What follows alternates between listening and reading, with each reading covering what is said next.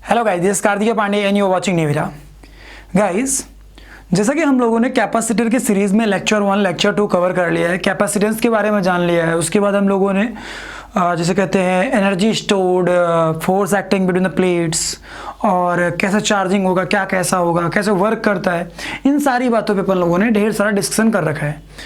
हमें heat produced in circuit पे based कुछ प्रॉब्लम्स करने थे, जो कि मैं इस लेक्चर में कराने की सोच रहा था, लेकिन मैं चाह रहा हूँ कि इस लेक्चर में मैं एक ही तरह का कंटेंट लेके चलूँ, and that is the arrangement of what capacitors, या एक तरह से बोले तो ग्रुपिंग ऑफ द कैपेसिटर्स, या सीधे बोले तो कैपेसिटर सर्किट्स। ठीक है ना, इसके बारे में आज हम लोग बात करना स्टार्ट करेंगे। और जो हीट का केस होगा वो हम लोग लेटर ऑन किसी और लेक्चर में और बाय द नेक्स्ट लेक्चर और नेक्स्ट लेक्चर में हम लोग को डिस्कस कर लेंगे। मतलब कोई भी चीज़ छूटने वाली नहीं है, जस्ट हैव कॉन्फिडेंस। ओके, तो आज हम लोग स्टार्ट कर रहे हैं ग्रुपिंग ऑफ और कैपेसिटर सर्किट। लेकिन उसके आगे बढ़ने से पहले गाइस, यदि आप नए हैं इस चैनल में तो ये बात याद रखिए कि मेरे रेगुलर क्लासेस आते हैं। ठीक है, मैं भी पूरा 12th का कोर्स कंप्लीट कराने की तरफ आगे बढ़ रहा हूँ। तो आप लोगों को ये है कि आप हमारा ऐप डाउनलोड कर सकते हैं। डिस्क्रिप्शन बॉक्स में जाइए, आपको हमारे ऐप का लिंक मिल जाएगा, वहाँ से हमारे ऐप को डाउनलोड कर लीजिए। ठीक है, और जाके अपनी तैयारी करिए। इसके अलावा जो बच्चे नए हैं उनको ये भी बता दूँ कि हमारा टेलीग्राम ऐप में एक ग्रुप है, उस ग्रुप का लिंक भी हमने डिस्क्रिप्शन बॉक्स में ऐड कर दिया है। वहाँ से जाइए और ऐड हो जाइए, वहाँ पे आपको रेगुलर स्टडी मटेरियल और ढेर सारी चीज़ें मिलेंगी। ठीक है, तो चलिए, कैपेसिटर सर्किट्स में बहुत कुछ सीख सकते हो और बहुत कुछ ऐसा है जो कि नया भी देखने को आप लोगों को मिल सकता है। ठीक है ना, लेकिन ये बोलता हूँ कि एक बार इसको यहाँ से कवर करके जाएंगे तो ट्रस्ट मी, फिर जेईई एडवांस में आपको कोई प्रॉब्लम नहीं आएगी। ठीक है ना, बहुत ही बेस से स्टार्ट करेंगे। जैसे लेट्स सपोज कि बहुत सारे हमारे पास कैपेसिटर्स हैं, ऐसे बहुत सारे कैपेसिटर्स हैं। ठीक है बेटा, ऐसे बहुत सारे कैपेसिटर्स हैं हमारे पास लाइक दिस, और ये पूरा का पूरा सर्किट है। ठीक है, तो हम देख सकते हैं कि एक बात आपको दिख रही होगी कि बहुत सारे पैरेलल प्लेट कैपेसिटर्स को यदि मैं अरेंज कर दूं, कैसे भी कनेक्ट कर दूं, ठीक है ना। पैरेलल प्लेट कैपेसिटर्स क्या होते हैं, उनका कैपेसिटेंस क्या होता है, उनसे ढेर सारी रिलेटेड बातें हमने ऑलरेडी कर रखी हैं। तो यदि उन पैरेलल प्लेट कैपेसिटर्स को बहुत सारे कैपेसिटर्स को अरेंज कर दें तो कहीं ना कहीं एक कैपेसिटर सर्किट बन चुका है। अब ये सर्किट जो बना है, इसमें आपसे क्वेश्चन पूछ सकते हैं कि यहाँ पे चार्ज कितना होगा, इसके ऊपर पोटेंशियल कितना होगा, या हीट कितना जनरेट हुआ होगा, मतलब हीट कितना निकला होगा सिस्टम में, या और भी बहुत सारे क्वेश्चंस पूछ सकता है कि इस आर्म में चार्ज कितना गया होगा, इस आर्म में कितना। लेकिन ये सब बातें आप तब निकाल पाएंगे जब आप सर्किट को सिंप्लीफाई कर पाएं। क्लियर है, सर्किट को सिंप्लीफाई करना ही मेन चीज होती है, और उसी से रिलेटेड मैं आज आपको बातें करूंगा। ठीक है ना, तो हम लोग जनरली सीखेंगे इक्विवेलेंट सर्किट निकालना, इक्विवेलेंट कैपेसिटेंस निकालना। मतलब हम देख सकते हैं कि सर्किट में ढेर सारे कैपेसिटर्स इन्वॉल्व हैं, लेकिन इन सब की जगह में मैं रिप्लेस करके एक नया सर्किट बना सकता था लाइक दिस। क्लियर है, सेम बैटरी, लेकिन यहाँ पे अभी ये कितना आ चुका है, सी इक्विवेलेंट और सी इफेक्टिव। जहाँ ये सी सी सी सी थे, आई डोंट नो ये क्या है, कैसे अरेंजमेंट है, लेकिन इनको सिंप्लीफाई करके और इनकी जगह पे मैं एक इफेक्टिव इक्विवेलेंट, जिसे कह सकते हैं कैपेसिटेंस, से रिप्लेस कर सकते थे।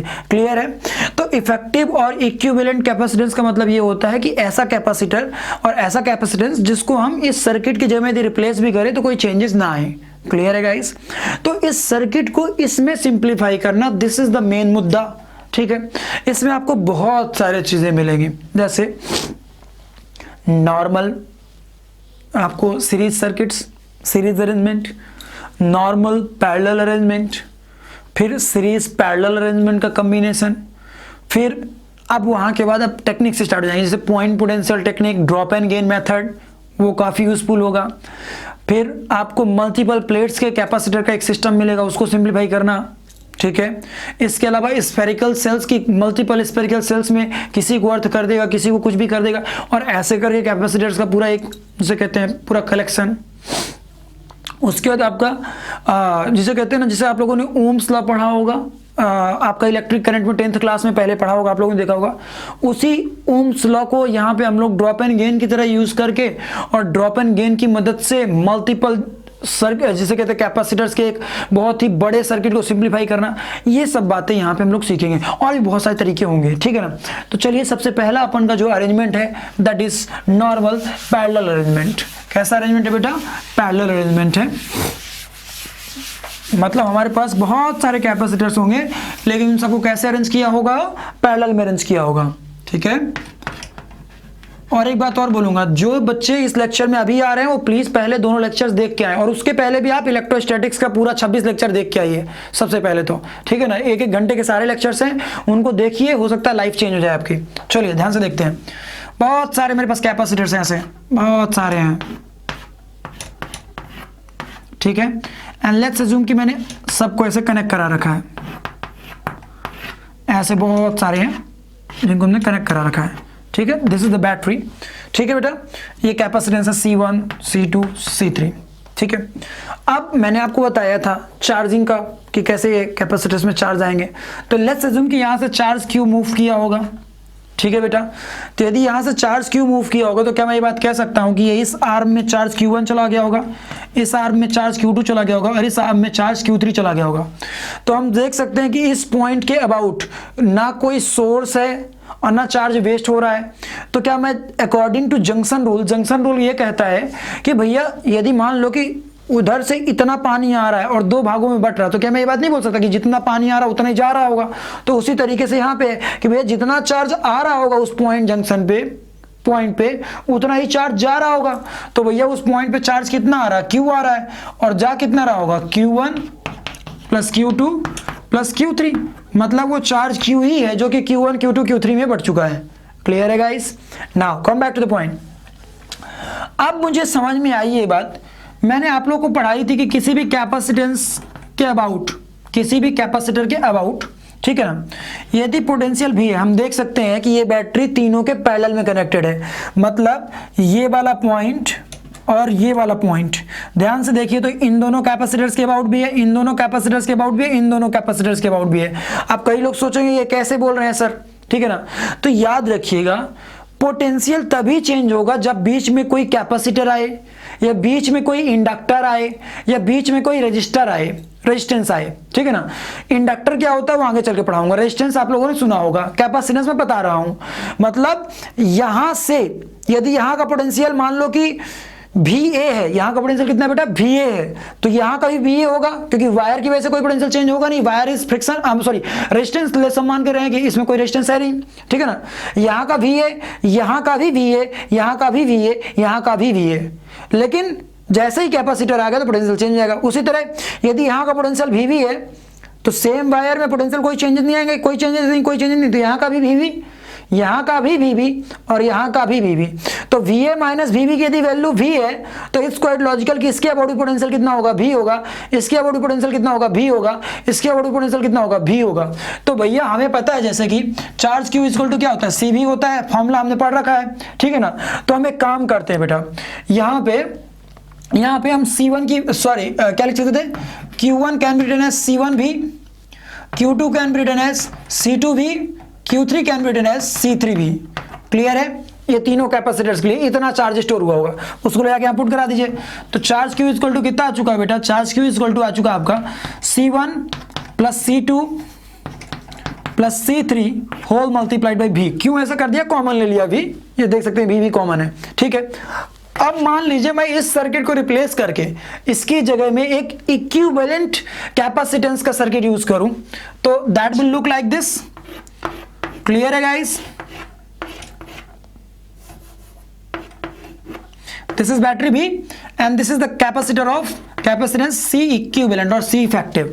ठीक है। फिर से भी यहां से भी चार्ज क्यों मूव किया होगा, क्योंकि सिमिलर केस ही है। तो इस केस में क्या लिखेंगे, जितना पोटेंशियल भी इसके अबाउट उतना ही इसके अबाउट भी हो जाएगा एट स्टेडी स्टेट। ठीक है ना। ये सब किसके केसेस में है, ये सब स्टेडी स्टेट में बातें कर रहे हैं अपन। स्टेडी स्टेट का मतलब क्या होता है, चेक करिए लास्ट लेक्चर में जाकर के मैंने बताया वहां पे। ठीक है ना। तो V इज इक्वल टू यहां पे हम क्या लिख सकते थे, Q is equal to C equivalent into V। Clear है बेटा। ये आपका इक्वेशन नंबर 2 हो गया और ये आपका इक्वेशन नंबर 1 हो गया। ओके, तो हमें समझ में आ गया कि भैया यदि हम इन दोनों इक्वेशन को कंपेयर करें तो हमें यहां से कहीं ना कहीं क्या मिल जाएगा, C equivalent is equal to C1 plus C2 plus C3। मतलब यदि इन जनरल यहाँ पे n कैपेसिटर्स होते तो ये आगे बढ़ता जाता like this plus up to Cn, इतना कैपेसिटेंस हो जाता इक्विवेलेंट कैपेसिटेंस हो जाता है इस सर्किट का, जो कि ये हमें दिख रहा है। मतलब यदि पैरेलल कैपेसिटर, जैसे रेजिस्टेंस में आप लोगों ने 10th क्लास में पढ़ा रहा होगा कि यदि पैरेलल रेजिस्टेंस होते हैं तो जुड़ जाते हैं, sorry 1/R equivalent is equal to 1/R1 plus 1/R2 ऐसे होता है ना। लेकिन जब सीरीज में होते थे तो R1 plus R2 plus R3 आता था, लेकिन यहाँ पे उल्टा हो गया। यहाँ पे जब हमारे पैरेलल में कैपेसिटर्स हैं उस केस में भैया Q1 plus Q2 plus Q3 हुआ, जिसकी वजह से C1 plus C2 plus C3 आ रहा है इक्विवेलेंट कैपेसिटेंस। एक बात मैंने आपको बोली, पॉइंट पोटेंशियल टेक्निक मैंने अभी डिस्कस किया था ना, पॉइंट पोटेंशियल टेक्निक है ना, बोला था ड्रॉप एंड गेन मेथड, उसकी एक झलक जिसे कहते हैं, एक झांकी मैंने आपको यहाँ पे दिखा दी। पॉइंट पोटेंशियल टेक्निक ये कहती है कि जब तक कोई कैपेसिटेंस या कोई रेजिस्टेंस या कोई इंडक्टर ना आए, पोटेंशियल में चेंज नहीं आएगा। देखिए कोई चेंजेस नहीं आए थे, यही कारण था कि भैया हमने इसे सॉल्व कर पाए। मतलब एक तरह से देखा पॉइंट पोटेंशियल टेक्निक यहाँ पे उपयोग हुआ, बट उसके बारे में हम डिटेल में आगे पढ़ेंगे। अभी ये हमको समझ में आ गया, क्लियर हुआ कि भैया चार्ज क्यू आया होगा तो Q1 Q2 Q3 बढ़ गया होगा, बस आगे सॉल्व कर लिया। अब यदि यहीं पे सारे कैपेसिटेंस सेम होते, C1 C2 C3 C, मतलब सब सेम होते, C होते और n कैपेसिटर्स होते, तो उस केस में C इक्विवेलेंट क्या लिखते हैं हम लोग, डायरेक्टली लिखते हैं n टाइम्स ऑफ C, बस। क्योंकि भैया सारे कैपेसिटेंस जब जुड़ेंगे तो n टाइम्स का मल्टीप्लाई हो जाएगा, दैट्स ऑल, क्लियर है। तो ये तो हो गया पैरेलल केस का। अब इसके बाद अपन सीरीज में चलते हैं। देखो यार शुरुआत में अभी 2-4 मिनट में लग रहा होगा कुछ बच्चों को कि भैया ये क्या बता रही, तो हमसे बहुत अच्छे से बनता है, लेकिन रुको यार कुछ देर रुको, तुम्हें भी समझ में आएगा, धीरे धीरे करके ग्रोथ होगी, जिसे कहते हैं स्टैंडर्ड में, ठीक है ना, स्टैंडर्ड की ग्रोथ होगी and you will come to know काफ़ी कुछ आप चीज़ें सीख रहे हैं। सो जो भी सीखिए उसे बेसिक से सीखिए, ठीक है ना, क्योंकि हो सकता है कि जिसको मैं अभी एक्सप्लेन कर रहा हूँ आपके सामने किसी और तरीके से एक्सप्लेन कर रहा हूँ, आप किसी और तरीके से सीखे हो, और हो सकता है कि मेरे एक्सप्लेन करने में कोई ऐसा पॉइंट आपको मिल जाए जो कि कई जगह यूज में आ जाए, भले वो बेसिक सी चीज़ें, ठीक है। चलो अब अपन लोग सीरीज की बात करते हैं, सीरीज कॉम्बिनेशन की बात करते हैं, ठीक है ना, वो सुप्रीम कोर्ट नहीं है, ठीक है ना, वो सीरीज कॉम्बिनेशन है।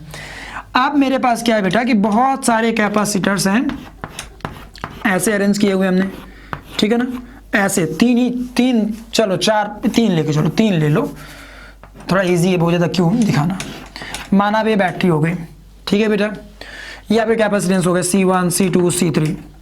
अब ध्यान से सोचिएगा, थोड़ा सा ध्यान से सोचिएगा बेटा, ठीक है ना, कि यदि आप इस बार चार्ज क्यू दिए होंगे यहाँ से, ठीक है, तो इट्स क्वाइट लॉजिकल कि यहाँ पे चार्ज क्यू जाके अपीयर होगा इस प्लेट पे, इनर सरफेस पे चार्ज क्यू अपीयर होगा, जिसकी वजह से यहाँ पे माइनस क्यू अपीयर होगा, ठीक है, और उस माइनस क्यू की वजह से यहाँ पे प्लस क्यू आ जाएगा, ठीक है, यहाँ फिर से माइनस क्यू आ जाएगा, यहाँ प्लस क्यू आ जाएगा और यहाँ माइनस क्यू आ जाएगा, और एक तरह से चार्ज क्यू फिर से लौट के यहाँ पहुँच जाएगा जो निकला था, क्लियर है। मतलब सीरीज के केस में हम एक बात देख पा रहे हैं कि हर कैपेसिटर से सेम चार्ज पास हो रहा है। वहाँ पे क्या था, वहाँ पे हर कैपेसिटर से सेम चार्ज पास नहीं हो रहा था, वहाँ पे हर कैपेसिटर के अबाउट पोटेंशियल सेम था, लेकिन यहाँ पे क्या हो रहा है, हर कैपेसिटर से सेम चार्ज पास हो रहा है, हम यहाँ पोटेंशियल के बारे में कुछ नहीं कह सकते, ठीक है ना। तो मैं अपने मन से मानता हूँ कि इसके अबाउट पोटेंशियल V1 है, इसके अबाउट पोटेंशियल V2 है और इसके अबाउट पोटेंशियल V3 है, क्लियर है गाइस। तो बहुत ही अच्छे तरीके से आगे बढ़ेंगे, अभी मैं समझाऊंगा आगे, टेंशन मत लीजिए, ठीक है ना। एक छोटी सी बात, आप लोग के मन में एक बात आई होगी कि ये सर आपने यहाँ पे माइनस क्यू के बाद यहाँ प्लस क्यू लिख दिया, प्लस क्यू क्यों लिख दिया, तो इसलिए क्योंकि ध्यान से देखो, तो जब ये बैटरी कनेक्टेड नहीं रही होगी तो कहीं ना कहीं ये वाला जो जंक्शन था, ये वाला पूरा का पूरा सिस्टम था, ये किसी से कनेक्टेड नहीं था, ना इधर से कनेक्टेड था ना इधर से कनेक्टेड था, मतलब वो न्यूट्रल था। कंप्लीटली न्यूट्रल होने की वजह से क्या मैं ये बात बोल सकता हूँ कि इनिशियली उसका चार्ज 0 था, और हम देख रहे हैं कि बैटरी कनेक्ट करने के बाद भी ये वाली प्लेट और ये वाली प्लेट ना इधर से ज्वाइन हुई है ना इधर से ज्वाइन हुई है। चार्ज इंड्यूस होना बात अलग होती है, लेकिन ये प्लेट्स कहीं ना कहीं किसी बाहर वाले दूसरी प्लेट के कांटेक्ट में नहीं आया है, मतलब अभी भी नेट चार्ज सेम होना चाहिए, दैट इज 0।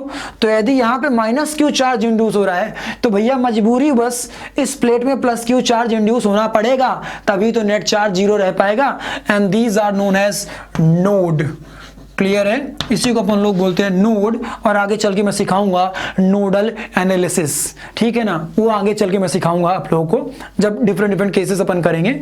अभी बस इतना जान लो कि नोड क्या होता है, ठीक है। सो हम देख सकते हैं कि ये वाला जो सेक्शन है ये बैटरी कांटेक्ट में, सॉरी बैटरी लगने के पहले भी किसी कांटेक्ट में नहीं था, नेट चार्ज जीरो। बैटरी लगने के बाद भी किसी कांटेक्ट में नहीं है, तो नेट चार्ज अभी भी जीरो होना चाहिए। लेकिन ड्यू टू इंडक्शन यदि यहाँ नेगेटिव चार्ज अपीयर होता है तो भैया मजबूरी बस यहाँ पॉजिटिव चार्ज सेम मैग्नीट्यूड का अपीयर होना पड़ेगा, तभी नेट मैग्नीट्यूड जीरो हो पाएगा। क्लियर है? उसी तरह ये वाले का भी है, ये भी एक तरह का नोड ही है, क्योंकि ये भी किसी के कॉन्टैक्ट में नहीं है। क्लियर हो रहा है कि नहीं हो रहा? तो चलिए, मुझे ये समझ में आ गया। अब यदि इसके अबाउट पोटेंशियल डिफरेंस V1 है, इसके अबाउट V2 और इसके अबाउट V3 है, ठीक है ना, तो क्या मैं ये बात, देखो ये मैं क्यों कह पा रहा हूं, क्योंकि हमें पता है ना कि चार्ज Q इक्वल टू क्या होता है, CV होता है। तो हम देख पा रहे हैं कि चार्ज Q तो तीनों से सेम पास कर रहा है, लेकिन तीनों के कैपेसिटेंस अलग अलग हैं। तो जब तीनों के कैपेसिटेंस अलग अलग हैं तो इट्स क्वाइट लॉजिकल कि इनके अबाउट जो पोटेंशियल ड्रॉप होंगे वो भी अलग अलग होंगे। तो यदि इसके अबाउट V1 है, इसके अबाउट V2 और इसके अबाउट V3 है, तो क्या मैं ये बात बोल सकता हूँ V is equal to V1 plus V2 plus V3? भैया net potential drop is equal to V1 plus V2 plus V3, ठीक है ना। अब इसमें आप इस V1 की जगह क्या लिख सकते थे, V1 की जगह आप लिख सकते थे Q by C1 plus V2 की जगह लिख सकते थे Q बाई C2 और इसकी जगह लिख सकते थे Q बाई C3। ठीक है बेटा, कॉमन ले लीजिए, Q बाहर आ गया और अंदर क्या बचा, 1/C1 plus 1/C2 plus 1/C3। ठीक है, this is V।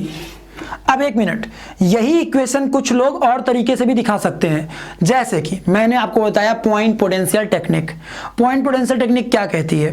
Point potential technique ये कहती है, ड्रॉप एंड गेन मेथड क्या कहता है, वो ये कहता है बेटा कि यदि किसी भी चीज में ड्रॉप होगा तो उसे हम सब्ट्रैक्ट करेंगे, निगेटिव साइन के साथ पुट करेंगे, और यदि किसी चीज में गेन होगा तो उसे हम पॉजिटिव साइन के साथ पुट करेंगे।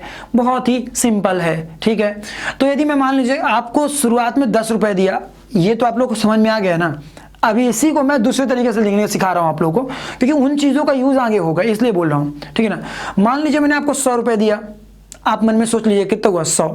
अब मैं आपसे 10 रुपए ले लिया, कितने रुपए आपके पास बचा, 90 रुपए।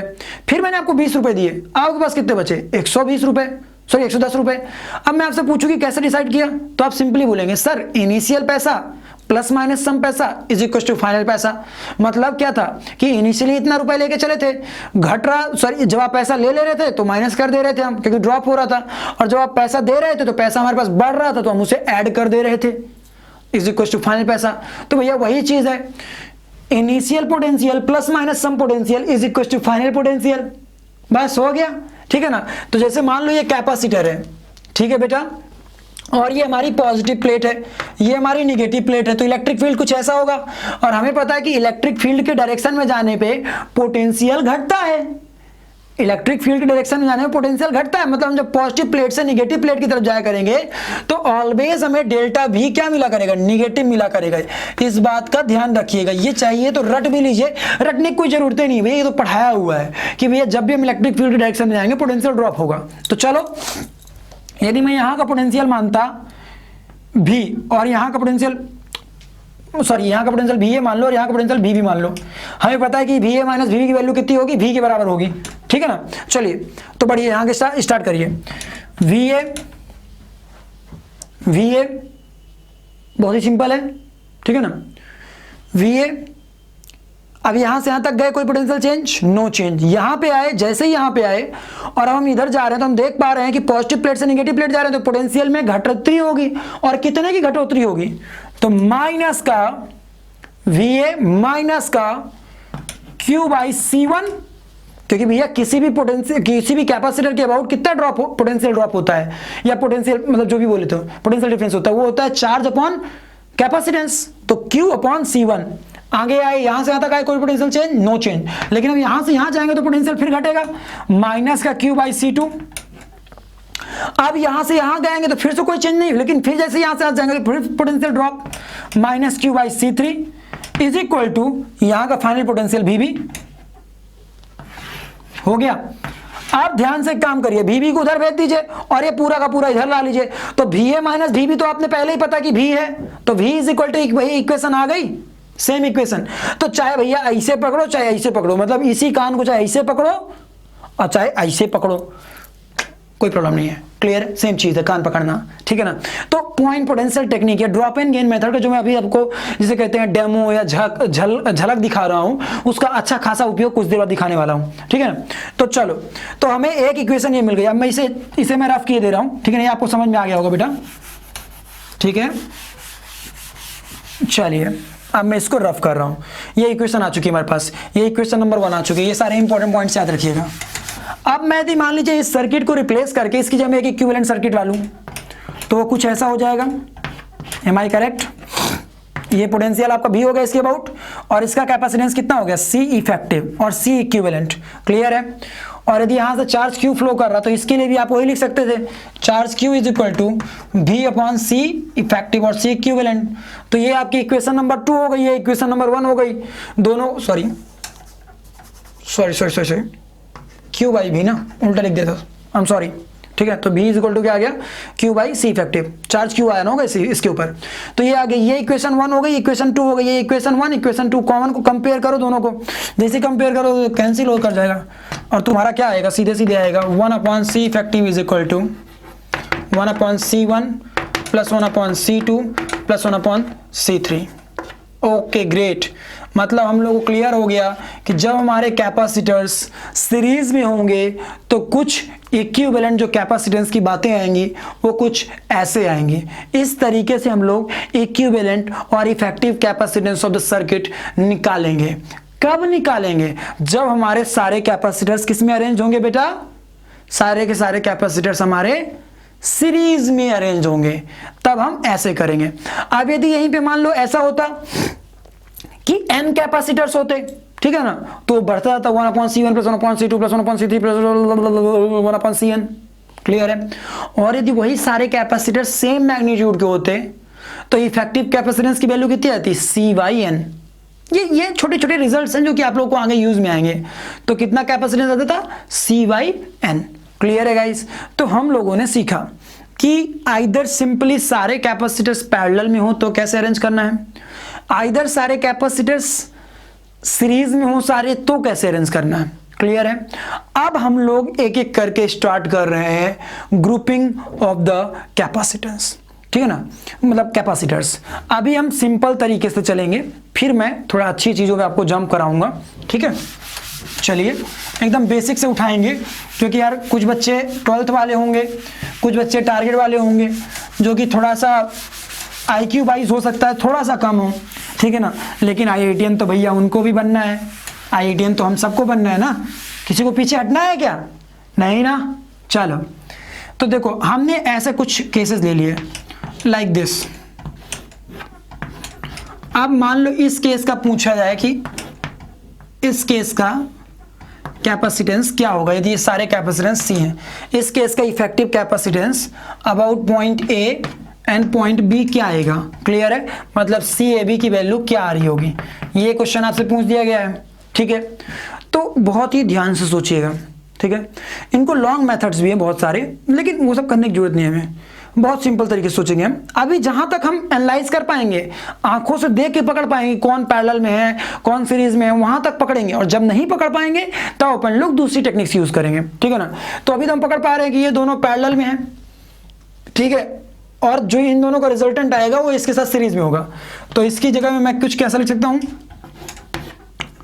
पॉइंट है कि AC हो गया और ये आ गया 2C, क्लियर है। क्यों 2C लिख दिया, क्योंकि C और C जब दोनों पैरेलल में है तो NC पढ़ाया था, तो दो कैपेसिटर्स हैं तो 2C आ गया, क्लियर है। अब ये C और 2C आपका कहीं ना कहीं दोनों सीरीज में है, तो CAB की वैल्यू जो आ रही होगी वो आ जा रही होगी अब आपकी 1 upon CAB equal to solve करने पे, दोनों सीरीज में है ना, इसलिए 1 upon C plus 1 upon 2C, clear है। जब इसको सॉल्व करेंगे तो नीचे 2C आ गया, ऊपर C प्लस 2C, क्लियर है। तो ये आपका हो जाएगा बेटा कितना, 2C/3।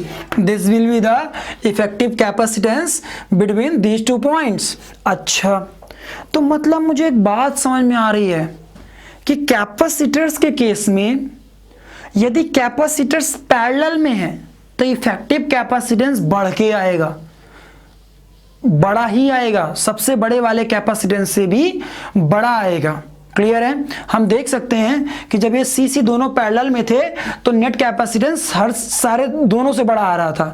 यदि यहीं पे सी और सी होने की बजाय 2C और C होते तो इफेक्टिव कैपेसिटेंस इन दोनों पैरेलल क्या आता, 3C आता, मतलब बड़े वाले से भी बड़ा आता। क्लियर हो गया।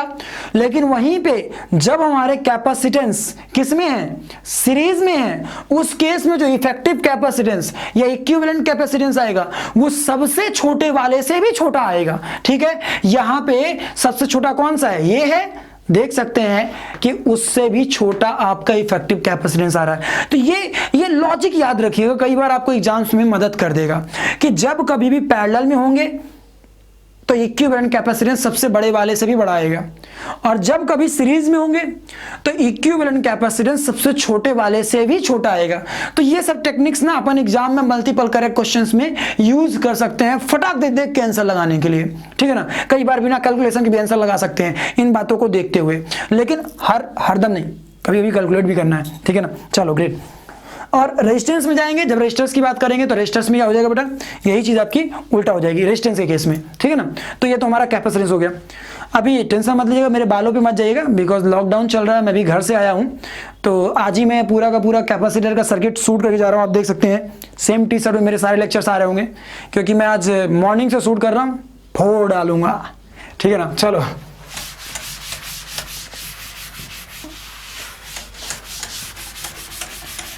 तो मुझे ये समझ में आ गया कि जब मल्टीपल सर्किट्स को जो मल्टीपल कैपेसिटर्स को पैरेलल सीरीज में भी कर रहे हैं तो कैसे करना है। ठीक है ना, ऐसे ही बहुत सारे केसेस आप लोगों को देखने को मिल जाएंगे। ठीक है ना, बट मैं वहां नहीं जाऊंगा, मैं डायरेक्टली जंप करता हूं पॉइंट पोटेंशियल टेक्निक पे बेस्ड कुछ प्रॉब्लम्स का। लाइक कि हमारे पास एक सर्किट दिया हुआ है, एक सर्किट दिया हमारे पास कुछ ऐसा है बेटा। ठीक है,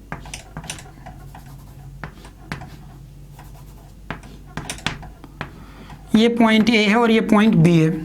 ठीक है बेटा, अब ये सारे कैपेसिटर्स कितने हैं, सी हैं, तीनों कैपेसिटर्स हमारे किसके हैं, सी कैपेसिटेंस के हैं।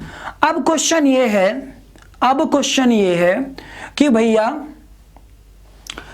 इस केस में effective capacitance about A and B क्या आएगा। ठीक है ना, ए और बी के अबाउट नेट इफेक्टिव कैपेसिटेंस क्या आएगा। क्वेश्चन कठिन है, कसम से नहीं है, बहुत आसान है। पूछो कैसे, हमने पॉइंट पोटेंशियल टेक्निक याद रखनी है।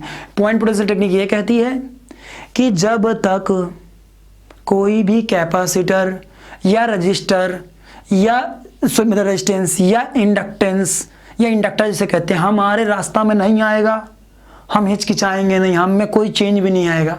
तो ध्यान से सोचना रे बाबा, यदि यहाँ का पोटेंशियल ए है तो भैया यहाँ का भी पोटेंशियल ए होगा, क्योंकि बीच में कोई कैपेसिटर नहीं आया। यदि यहाँ का पोटेंशियल ए है तो यहाँ का भी पोटेंशियल ए होगा, यदि यहाँ का पोटेंशियल है तो यहाँ का भी पोटेंशियल ए होगा। हाँ बोल दो सब, आप ध्यान से आ जाओ। चलो इस केस में मुझे ये नहीं पता था ना कि कौन कैसा है, कौन पैरेलल में कौन सीरीज में, इसीलिए मैं ये टेक्निक यूज कर रहा हूँ। अब यहाँ का पोटेंशियल बी है तो भैया यहाँ का भी पोटेंशियल बी हो जाएगा, यहाँ का पोटेंशियल बी है तो भैया यहाँ का भी पोटेंशियल बी हो जाएगा, यहाँ का पोटेंशियल है तो भैया यहाँ का भी पोटेंशियल बी हो जाएगा। ठीक है ना, सारी जगह पोटेंशियल बी हो गया, यहाँ का सबको ए हो गया। अब चलो 2 पॉइंट अपने मन से लिख लो, एक ए लिख लो और एक बी लिख लो। चलो ध्यान से जोड़ना बेटा, एक कैपेसिटर ए और बी के बीच में है, लिख लो बबुआ। एक कैपेसिटर ए और बी के बीच में है, लिख लो बबुआ। एक और है, इसको भी लिख लो बबुआ। ध्यान से देखो, तो अब ए और बी के अबाउट नेट कैपेसिटेंस कितना आ रहा है, देखो 3 कैपेसिटर्स हैं सी और तीनों किस में है, इस सूरत तीनों पैरेलल में है। तो जब ये तीनों पैरेलल में है तो भैया सिंपल सी बात हो गई कि 3C is the correct answer. ठीक है, इस केस का जो नेट कैपेसिटेंस आ जाएगा वो कितना आ जाएगा बेटा, 3C आ जाएगा। क्लियर है। तो देखो जहां हम पहले एनालाइज नहीं कर पा रहे थे कि दिस इज इन पैरेलल और सीरीज और ब्ला ब्ला, बट नाउ वी कैन जज, अब हमें आसानी से ये बात दिख पा रही है कि भैया नहीं ऐसा नहीं है, ये कुछ ऐसा है। तो देखिए हमें ये वाला केस तो समझ में आ गया, ठीक है ना, कि भैया इस केस में नेट कैपेसिटेंस कितना आ गया, पॉइंट पोटेंशियल टेक्निक का यूज कर लिया और आंसर आ गया। अब मान लो मैं थोड़ा केसेस आगे बढ़ाता हूं, ठीक है ना, लाइक दिस। अब मैं इसी में अगला सर्किट ले रहा हूं, ठीक है ना, इसे मैं रफ कर रहा हूं और यहां बहुत सारे कैपेसिटेंस ऐसे इन्वॉल्व कर लिए और एक कैपेसिटर यहां भी इन्वॉल्व कर दिया, लाइक दिस सी सी सी सी। ठीक है, अब क्वेश्चन आता है कि इस केस का नेट कैपेसिटेंस कितना होगा, तो सब घबराएंगे नहीं, घबराएंगे एकदम कूट देंगे आंसर। ध्यान समझना, यदि यहाँ का पोटेंशियल ए है तो सबका यहाँ का पोटेंशियल ए हो जाएगा। अब यहाँ का पोटेंशियल बी है तो भैया इट्स क्वाइट लॉजिकल यहाँ का पोटेंशियल बी हो जाएगा और यहाँ का भी हो जाएगा, क्योंकि बीच में कोई पाथ में बीच में कोई भी कैपेसिटेंस आया नहीं है। यहाँ का पोटेंशियल बी है तो यहाँ का भी पोटेंशियल बी हो जाएगा, और eight the end of day यहाँ का भी पोटेंशियल बी होगा, और एट द सेम डे भैया यहाँ का भी पोटेंशियल बी हो जाएगा। ठीक है ना। अब ध्यान से देखो, तो चलो पॉइंट ए और बी का बना लो, a and b. A b के बीच में एक कैपेसिटेंस, बहुत अच्छा। ए बी के बीच में एक कैपेसिटेंस, बहुत अच्छा। ए और बी के बीच में एक कैपेसिटेंस, बहुत अच्छा। क्लियर है। लेकिन रुक जाओ, ये बहुत अच्छा नहीं है, क्योंकि एक ही कैपेसिटर के अबाउट दोनों साइड सेम पोटेंशियल है, मतलब इसके अबाउट पोटेंशियल ड्रॉप कितना हो गया, डेल्टा भी वो हो चुका है 0। तो जब इसके अबाउट पोटेंशियल ड्रॉप 0 हो चुका है तो क्या इसके बारे में सोचने की जरूरत है? No, not at all. ये एक तरह से केस ऑफ शॉर्ट सर्किट हो चुका है। ऐसा केस है तो उस कैपेसिटर को बोलना तुम्हारी जरूरत नहीं, तुम निकलो। ठीक है ना। सो रिमूव दैट, उसके बारे में कुछ सोचना ही नहीं है। फिर से इसका फिर से कितना आ रहा कैपेसिटेंस, 3C बबुआ। क्यों? क्योंकि तीनों किसमें है, पैरेलल में है बेटा, इसीलिए net capacitance in given case कितना आ जाएगा आपका, 3C आ जाएगा। अब चलिए मैं इसमें और वेरिएशन करता हूं। मैं इसी में मतलब मैं क्या चाहता हूं ना कि आप पॉइंट पोटेंशियल टेक्निक जिसे कहते हैं खोपड़ा में एकदम सेट कर लीजिए। ठीक है ना, खोपड़ा में सेट रहे और आए कि तपाक दे आंसर। ठीक है, चलो ध्यान से देखते हैं।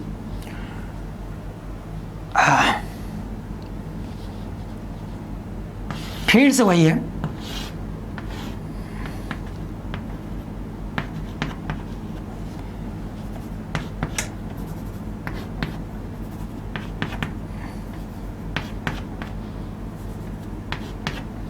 सी सी सी सी सी सब। अब इस बार 2 कैपेसिटर इन्वॉल्व कर दिया हमने। ठीक है ना। चलो अब ध्यान सोचिएगा बेटा, इस केस का नेट कैपेसिटेंस कितना आएगा, तो बहुत ही आसान है। चलो फिर से देखते हैं। ए ए ए तीनों पॉइंट्स, क्योंकि भी यहाँ के बीच में कोई भी कैपेसिटर या रेजिस्टर था नहीं। चलो यदि यहाँ का पोटेंशियल बी है तो यहाँ का भी पोटेंशियल बी हो जाएगा, यहाँ का भी पोटेंशियल बी हो जाएगा। यहाँ का पोटेंशियल बी है तो भैया यहाँ का भी पोटेंशियल बी हो जाएगा, और यहाँ का भी पोटेंशियल बी हो जाएगा। लेकिन अब हम देख रहे हैं कि यहाँ से यहाँ जाने पे बीच में कैपेसिटर आ जा रहा, मतलब पोटेंशियल चेंज हो जाएगा, है ना। तो यदि यहाँ का पोटेंशियल सी मानोगे तो ऑब्वियस सी बात है कि यहाँ का पोटेंशियल भी सी मानना पड़ेगा, और यहाँ का भी पोटेंशियल सी ही मानना पड़ेगा। क्यों हर जगह का पोटेंशियल सी मानना पड़ेगा? क्योंकि यहाँ बीच में फिर कोई कैपेसिटर नहीं, तो यदि यहाँ का पोटेंशियल सी रहेगा तो यहाँ का भी सी, यहाँ का भी सी। ठीक है ना, ये पोटेंशियल सी। तो चलिए 3 पॉइंट लिखिए, ए बी एंड सी। ध्यान से देखिए, चलिए ए और बी के बीच में एक कैपेसिटर लिख लीजिए, ए और बी के बीच में एक कैपेसिटर, चलिए लिख लीजिए। ठीक है, चलिए लिख लिया अपन ने। अब ध्यान से देखिए, तो ए और सी के बीच में एक कैपेसिटर, देखिए ना ये वाला ए और सी के बीच में हो गया। ठीक है, अब आगे देखिए, बी और सी के बीच में एक कैपेसिटर, फिर देखिए तो बी और सी के बीच में एक और कैपेसिटर। आपको किसके बीच में निकालना है, ए और बी के बीच में निकालना है। तो ध्यान से देखिए, ध्यान से देखिएगा बेटा, ध्यान से देखिए एकदम। ये दोनों किस में है, पैरेलल में है, तो ये दोनों पैरेलल में होने की वजह से इनका हो जाएगा 2C। अब जब ये दोनों का पैरेलल में होने की वजह से 2C हो गया तो ये कुछ इसका इक्विवेलेंट फिगर कुछ ऐसा बन जाएगा।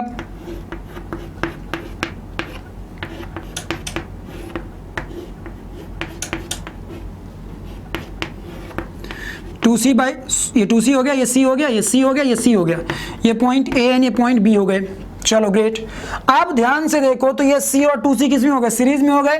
तो इन दोनों की जब मैं इक्विवेलेंट में लिख सकता हूँ सीधे डायरेक्टली 2C/3। अब ध्यान से देखो तो C and 2C/3 all are in parallel, so correct answer will be C plus 2C/3, that is 2C plus 2C/3। ठीक है ना, तो that is 8C/3 go। This is your answer. So आप देख सकते हैं कि इस सर्किट में मल्टीपल कैपेसिटर्स को कैसे भी अरेंज किया, लेकिन आपने पॉइंट पोटेंशियल टेक्निक की मदद से खल्लास क्लियर है, मतलब आसान था, कुछ कठिन नहीं था यार इसमें। अब ऐसी ही चीजों को अपन लोग आगे भी उपयोग करने वाले हैं, लेकिन एक अच्छा क्वेश्चन करा दूं मैं पहले, आगे बढ़ने से पहले। और भी ऐसे ही केसेस आएंगे अब।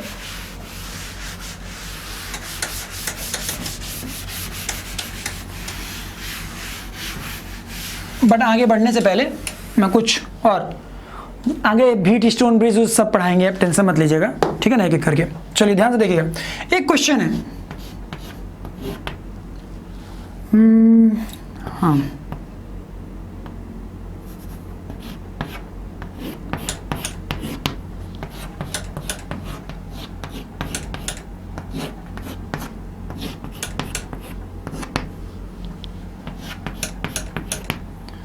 ये पॉइंट ए है और ये पॉइंट बी है, ठीक है ना, सारे कैपेसिटर्स सी सी हैं, ठीक है। अब क्वेश्चन ये आता है कि भैया ए और बी के अबाउट, इस क्वेश्चन में ये कह रहा है कि ए और बी के अबाउट नेट कैपेसिटेंस कितना होगा, ठीक है। तो एक बार आप सोचिए, क्वेश्चन कुछ कठिन नहीं है, एडवांस में कहीं नहीं आएगा ऐसा क्वेश्चन, ठीक है ना, लेकिन मेंस में एक बार आ सकता है, नीट में एक बार आ सकता है, ठीक है। तो ध्यान से देखना, अब इस केस में बोल रहा है कि net capacitance about A and B क्या होगा, तो कौन पैरेलल में कौन सीरीज में मान ले, कुछ समझ में नहीं आ रहा। लेकिन एक बात तो, गांव की एक कहावत सुनी होगी, या गांव क्या यार, ये तो ऑब्वियस सी बात है, डॉक्टरी कहावत होती है कि जब हमारे शरीर का कोई ऐसा पार्ट जिसमें कि खून जाना बंद हो जाए, ठीक है ना, खून जाना बंद हो जाए, उसकी कोई चांसेस ना हो कि खून जाएगा वहाँ पे, तो ऑब्वियस है कि वो पार्ट सड़ेगा, और वो पार्ट सड़ता है तो हम उस पार्ट को रिमूव कर देते हैं, हटा देते हैं बिना कुछ सोचे हुए। M I correct? ऑब्वियस है यार, मैं करेक्ट हूँ। तो वही चीज़ हम यहाँ करेंगे। यदि यहाँ से हम कोई चार्ज क्यों भेजते, बेटा ध्यान से समझना, यदि यहाँ से हम कोई चार्ज क्यों भेजते तो वो यहाँ जाता, यहाँ जा सकता था, यहाँ जाता, यहाँ जा सकता था, ऐसे जा सकता था, यहाँ चला जाता। लेकिन यदि कोई चार्ज क्यों गलती से यहाँ साइड चला गया होता है, जो यहाँ से आता और यहाँ साइड चला गया होता, तो उसको लौट के आने के लिए कोई रास्ता ना मिलता। तो ऑब्वियस ही बात है, जब लौट के आने के लिए कोई रास्ता नहीं है तो उस पाथ में कोई चार्ज जाएगा ही नहीं। तो जब उस पाथ में कोई चार्ज जाएगा नहीं तो क्या उसको दहेज में लेके रखोगे, उस कैपेसिटर को हटाओ। सिमिलरली यहाँ पे भी इस कैपेसिटर में भी कोई चार्ज यदि यहाँ से आया होगा तो इधर चला जाएगा तो ठीक है, कोई प्रॉब्लम नहीं है, लेकिन इधर यदि जाएगा तो लौट के आने के लिए कोई रास्ता है कब हुआ, नहीं है ना। तो ऑब्वियस बात है, इसे भी हटाओ। लेकिन तुम में से कुछ लोग ये भी सोच सकते हैं कि भैया यहाँ से यदि जाएगा, ठीक है ना, तो पॉइंट बी से निकल जाएगा, लौट के कहाँ आया, लौट के आया बबुआ, देखो ना बैटरी लगा होगा यहाँ से, ऐसा ए बी के अबाउट, तो जो ऐसे गया होगा वो लौट के वापस भी आने के लिए उसके पास पॉसिबिलिटी है, लेकिन इसकी और पॉसिबिलिटी नहीं है। तो अब इनको हटा दिया, जैसे ही इनको हटाया तो हमारा नया फिगर कैसे दिख रहा होगा, बड़ा सुंदर, सुनहरा, सुख, और जिसे कहते हैं सुशील दिख रहा होगा, सभ्य, सुशील, सुंदर। कौन बताएगा इसका आंसर? सीरीज में है C/2, सीरीज में है C/2, दोनों पैरेलल में है C/2, C/2, C, तीनों सीरीज में है। Correct answer is C/3। सो इसका नेट आंसर कितना आ चुका बेटा? C/3। मतलब मुझे पता चल गया कि A और B के बीच में जो इफेक्टिव कैपेसिटेंस हो जाएगा, या कैपेसिटर, जो कैपेसिटर का इफेक्टिव कैपेसिटेंस आएगा वो कितना आएगा बेटा? That will come out to be C/3। Cool. चलो आगे बढ़ते हैं अपन। आप थोड़ा डिफरेंट केसेस लेते हैं। ये मैंने अच्छा क्वेश्चन था इसलिए डिस्कस करते हैं बीच में, यहाँ तो इस पर डिस्कशन नहीं बनता था। तो चलिए गाइस, अब अपन लोग डिफरेंट टाइप ऑफ वेरिएशंस भी देखते हैं, कुछ और भी वेरिएशंस देख लेते हैं अपन लोग, ठीक है ना। माना कि मेरे पास कुछ ऐसा कलेक्शन है प्लेट्स का, ठीक है बेटा, जो मैंने बताया था ना कि पैरेलल प्लेट्स का कलेक्शन होगा आपके पास। ये पॉइंट ए हो गया और ये पॉइंट बी हो गया। अब क्वेश्चन ये है कि ए बी के अबाउट नेट कैपेसिटेंस कितना है। क्लियर है गाइस? और दे रखा है कि इन प्लेट्स के बीच का जो डिस्टेंस है वो डी है और इसका एरिया जो है वो दिया हुआ है ए, ठीक है। अब क्वेश्चन ये है कि भैया इनके ए और बी के बीच में नेट कैपेसिटेंस कितना होगा। अब आपको मात्र प्लेट्स दिख रही हैं, तो आप यहाँ से चाहे तो पैरेलल सीरीज पता करिए, ऑब्वियस है बहुत कठिन हो जाएगा, कई बार फंस भी जाएंगे, ठीक है ना। तो बहुत ही सिंपल तरीका क्या है, हमें बहुत ही सिंपल तरीके से ये सोचना है, पॉइंट पोटेंशियल टेक्निक ही लेके चलनी है। इनको प्लेट मान लीजिए, प्लेट 1, प्लेट 2 और प्लेट 3 मान लीजिए, नाम दे दीजिए अपने मन से, प्लेट 1, प्लेट 2, प्लेट 3, ठीक है बेटा। चलिए ध्यान से सोचिएगा, प्लेट 1 और प्लेट 2 के बीच में एक कैपेसिटेंस है, प्लेट 1 और प्लेट 2 के बीच में एक कैपेसिटेंस है, तो माना ये प्लेट 1 हो गई और ये प्लेट 2 हो गई। कूल। अब हम देख सकते हैं कि प्लेट 2 और प्लेट 3 के बीच में भी एक कैपेसिटेंस है। चलो, तो प्लेट 2 और प्लेट 3 के बीच में एक कैपेसिटेंस हो गया। ठीक है, आप ध्यान से देखिए बेटा, तो आपका जो प्लेट 1 है, जो प्लेट 1 है, ठीक है ना, वो किससे कनेक्टेड है? पॉइंट बी से कनेक्टेड है। ठीक है, और प्लेट 3 भी आपका किससे कनेक्टेड है? पॉइंट बी से कनेक्टेड है ना। मतलब ये एक तरह से देखा जाए तो बता दूंगा अभी। ठीक है, और जो ये आपका प्लेट 2 है, प्लेट 2, ये ध्यान से देखिए, तो ये 2 और 3 थे ना ये, तो प्लेट 2 वाला जो पॉइंट है वो आपको किससे कनेक्टेड है? ए से कनेक्टेड है। आप ध्यान से देखिए, तो आपको ये बोल क्या रहा है कि ए और बी के बीच में नेट कैपेसिटेंस कितना होगा, यही क्वेश्चन है ना। ये बी वाले दोनों पॉइंट्स को आप चाहें तो एक साथ जोड़ सकते हैं, तो इसको जोड़ के देखेंगे तो कैसा दिख रहा होगा? ये एक पॉइंट ए दिख रहा होगा ये, ठीक है ना, और एक पॉइंट दिख रहा होगा ये बी। ठीक है ना, तो ए और बी के बीच में एक कैपेसिटर, ए और बी के बीच में एक कैपेसिटर। क्लियर है? Both are in series, so net capacitance is 2C। Clear है? कितना कैपेसिटेंस आ गया? 2C आ गया। और 2C कैपेसिटेंस आ गया, C की वैल्यू कितनी हो जाएगी? तो C की वैल्यू इस चीज को देखते हुए हम बोल सकते हैं एप्सिलॉन नॉट A/D होनी चाहिए।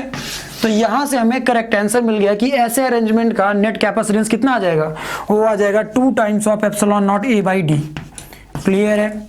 तो देख सकते हैं हमारे पास जब मल्टीपल प्लेट्स को अरेंज किया हुआ है और उस केस में net capacitance of the given arrangement पूछता है, तो अपन ऐसे करेंगे। और भी कुछ प्रॉब्लम्स इसमें लेते हैं अपन लोग, उससे आइडिया लगेगा और अच्छे से अपन जो कहते हैं ना चीजों में क्लियरिटी ला पाएंगे। और थोड़ा बहुत देखिए, जब आप फिगर्स को सिंप्लीफाई करेंगे ना, तो हो सकता है कि आपके अकॉर्डिंग सर्किट सिंप्लीफाई होकर ना आए, बट घबराना नहीं है, चीजों को और एनालाइज करना। जैसे मैंने देखा कि यार बी ऐसे हो गया, फिर मुझे समझ में कि जब ये पॉइंट बी और ये पॉइंट बी, तो इनको तो मैं मिला सकता हूं, और इन दोनों को मिलाते ही कुछ कैसा दिखने लगा मेरे को? ऐसा दिखने लगा कि ए से बी और ए से बी दो पैरेलल में हो गए, बात खत्म हो गई, है ना। चलिए,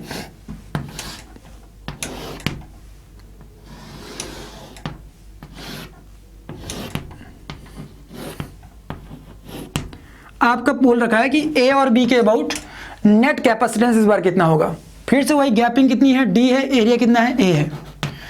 तो बहुत ही सिंपल क्वेश्चन है, कठिन तो है ही नहीं है हमारे लिए, एकदम चुटकियों में से कर देंगे। कैसे करने का? बहुत सिंपल सा तरीका है, इसको नाम दे दो 1 2 3 एंड 4, मतलब 4 प्लेट्स हो गई आपकी ये 1 2 3 4। ठीक है ना। चलिए ध्यान से सोचिए, तो 1 और 2 के बीच में एक कैपेसिटेंस है ना, तो लिख लीजिए 1 एंड 2 के बीच का एक कैपेसिटर, आपका ये लिखा जा चुका है। अब 2 और 3 के बीच में एक कैपेसिटर है, तो 2 वाली प्लेट 2 और 3 के बीच में एक कैपेसिटर हो गया। ठीक है ना। अब ध्यान से देखिए, तो ये मत सोचिएगा कि ये 2 प्लेट आपने क्यों बना दी, दोनों का पोटेंशियल मैंने सेम ही लिख रखा है। ठीक है ना, ये एक कैपेसिटर शो करने का तरीका हो गया, ये एक कैपेसिटर शो करने का ये तरीका हो गया। सरफेस काउंट होती है ना, तो ये दोनों सरफेस के बीच का एक कैपेसिटर ये हो गया, इन दोनों के सरफेस के बीच एक कैपेसिटर ये हो गया, लेकिन जो इस सरफेस का पोटेंशियल होगा वही इस सरफेस का पोटेंशियल होगा, इसीलिए दोनों का 2 सेम पोटेंशियल। ठीक है ना। अब एक और कैपेसिटर है 3 एंड 4 के बीच में, चलिए तो लिख लीजिए 3 एंड 4 के बीच में, 3 एंड 4 के बीच में। अब ध्यान से देखिए, तो आपका जो पॉइंट 4 है वो 1 से कनेक्टेड है, तो पॉइंट 1 और 4 के जो पोटेंशियल होने चाहिए वो सेम होने चाहिए, सेम कर लीजिए, चलिए कोई प्रॉब्लम नहीं है। अब ध्यान से देखिए, तो जो थर्ड है, पॉइंट थर्ड है, उसका पोटेंशियल किसके बराबर होना चाहिए? VB के बराबर होना चाहिए। So this should be equal to VB,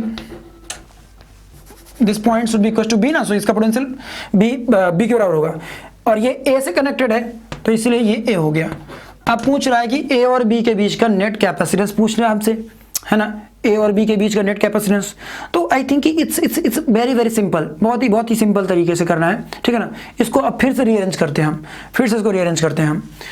इनको ध्यान से देखना चाहें तो यदि हम इसे पॉइंट C मान लें, ठीक है ना बेटा, अपने मन से कोई पॉइंट C मान रहे तो फिर से सिंप्लीफाई कर लीजिए, A B एंड C। तो ध्यान से देखिए, तो A और C के बीच में एक कैपेसिटर है कि नहीं है? पॉइंट C के बीच में एक कैपेसिटर हो गया, फिर एक कैपेसिटर आपका B और C के बीच में, A और C के बीच में, तो ये काउंट हो गया।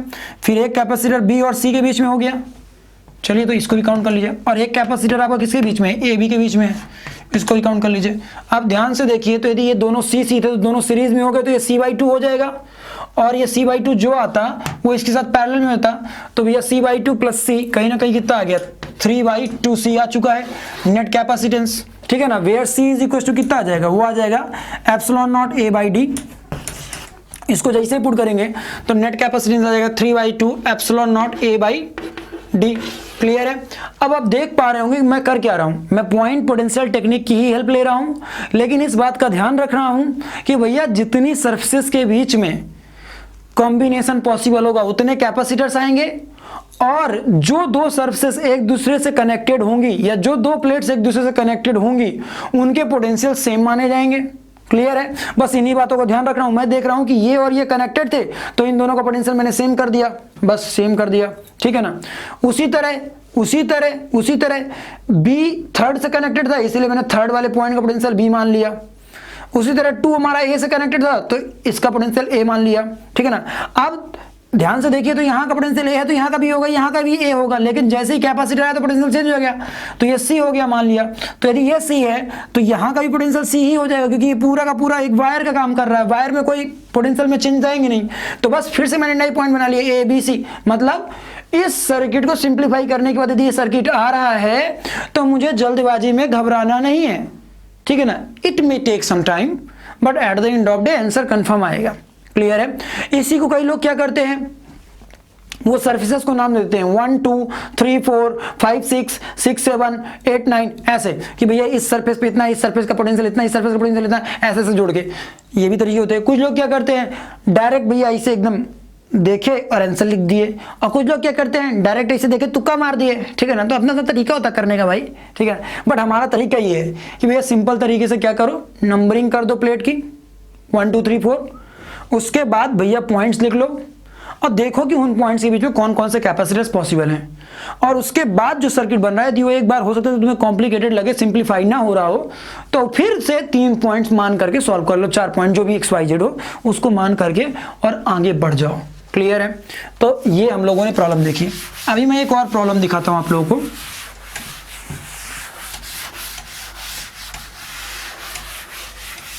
एक और प्रॉब्लम दूंगा ना तो उससे क्या होगा कि आप लोगों को थोड़ा आइडिया लग जाएगा इन चीजों को कवर करने का, ठीक है। माना कि 4 प्लेट्स हैं, बस उनका अरेंजमेंट कुछ ऐसा दिया है ए एंड बी, सबके बीच गैपिंग कितनी है, डी है, सबका एरिया कितना है, ए है।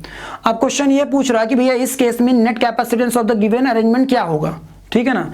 If the distance between them is D and area is a. इस तरह के क्वेश्चंस में एक बात और ध्यान रखिएगा कि यहाँ पे हो सकता है कि इसका डी की बजाय यहाँ 2D दे दे, यहाँ 3D दे दे, तो फिर वहां पे जल्दीबाजी में सबका डी में पुट कर दीजिएगा, देख के पुट करिएगा, ठीक है ना। चलिए तो बहुत ही सिंपल तरीके से चलते हैं, नाम दे दीजिए 1 2 3 एंड 4, ठीक है बेटा। ध्यान से देखिए तो 1 और 2 के बीच में कैपेसिटर है, 1 एंड 2 के बीच में कैपेसिटर हो गया, सॉरी 1 एंड 2 के बीच में एक कैपेसिटर हो गया। अब 2 और 3 के बीच में भी एक कैपेसिटर है, मतलब प्लेट नंबर 2 की इस वाली सरफेस के। तो भैया चाहे ये सरफेस चाहे इस सरफेस, दोनों का पोटेंशियल सेम होगा, इसलिए हम दोनों को सेम वायर से कनेक्ट करा रखा है। 2 एंड 3 के बीच में एक कैपेसिटर हो गया। इसी तरह 3 की ये वाली सरफेस और 4 की इस सरफेस के बीच में भी एक कैपेसिटर हो गया, तो भैया 3 वाला ये हो गया और 4 ये। क्लियर है। 3 एंड 4 ये हो गया। अब ध्यान से देखो तो हमें पता है कि 2 और 4 का पोटेंशियल सेम होना चाहिए, 2 और 4 का पोटेंशियल सेम होना चाहिए, तो 2 एंड 4 का पोटेंशियल सेम कर लो, चलो ठीक है। और इसको कितना बोल दो, 2 और 4 का पोटेंशियल, इसको ए बोल दो, ठीक है ना। तो यहाँ का पोटेंशियल क्या हो जाएगा, ए हो जाएगा। ठीक उसी तरह 1 एंड 3 का पोटेंशियल सेम होगा, तो 1 एंड 3 का पोटेंशियल सेम कर दो, तो यदि यहाँ का पोटेंशियल बी है तो ये भी आपका बी हो जाएगा, ठीक है। चलो अब ध्यान से देखो, अब ये सर्किट थोड़ा कॉम्प्लिकेटेड लग रहा होगा लेकिन नहीं है। फिर से मैं ए और बी 2 पॉइंट्स ले लूंगा। अब ध्यान से देखो तो ए और बी के बीच में एक कैपेसिटेंस, ए और बी के बीच में एक कैपेसिटेंस, ए और बी के बीच में एक कैपेसिटेंस, 3 कैपेसिटेंस, तीनों सीरीज में हो गए, सॉरी तीनों पैरेलल में हो गए। आंसर आ गया 3C। That's all. सी की वैल्यू आपकी कितनी आ गई, epsilon naught A by D. Put करिए तो आपका आंसर आ गया 3 epsilon naught A by D. तो आप देख सकते हैं कि कुछ क्वेश्चंस में कोई कठिनाइयां नहीं थी, क्वेश्चन कुछ कठिन नहीं था, हम आसानी से कर सकते थे, बस थोड़ा सा अरेंजमेंट को ध्यान में रखते हुए चीज़ों को देखना था। अरेंजमेंट कैसा है, कैसे प्लेट्स का डिस्ट्रीब्यूशन है, कौन पॉइंट किससे कनेक्टेड है, क्या वो इंटरकनेक्टेड है कि नहीं है, इन बातों का ध्यान रखिए and I am fully confident कि आपका आंसर 101% आ ही जाएगा, चाहे कुछ भी हो जाए। क्लियर है गाइस? तो आप लोग देख सकते हैं, पहले ये सर्किट को सिंप्लीफाई किया तो ये आया, नोट में आंसर यहीं से लिख सकता था, ठीक है ना, लेकिन मैंने आपको और सिंप्लीफाई करा के दिखा दिया कि it will look like this. Okay, चलिए एक दो प्रॉब्लम मैं आप लोगों को एज अ होमवर्क दे रहा हूं, ठीक है ना, वो आप लोग करके लाते रहिएगा, करके और आंसर कमेंट करिएगा कि सर इसका आंसर ये आएगा, एंड ट्रस्ट मी वो मुझे बहुत ही ज़्यादा कॉन्फिडेंस देगा कि मेरे बच्चे प्रॉपर तरीके से क्लासेस कर रहे हैं।